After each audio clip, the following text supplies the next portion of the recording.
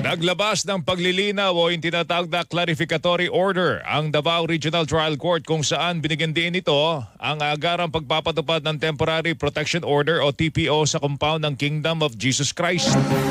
Pero hindi umano ito nangangahulugan na ipinatitigil na ang pagsisilbi ng mandamiento de aresto laban naman kay Pastor Apollo Kibuloy at makakapwa niya akusado.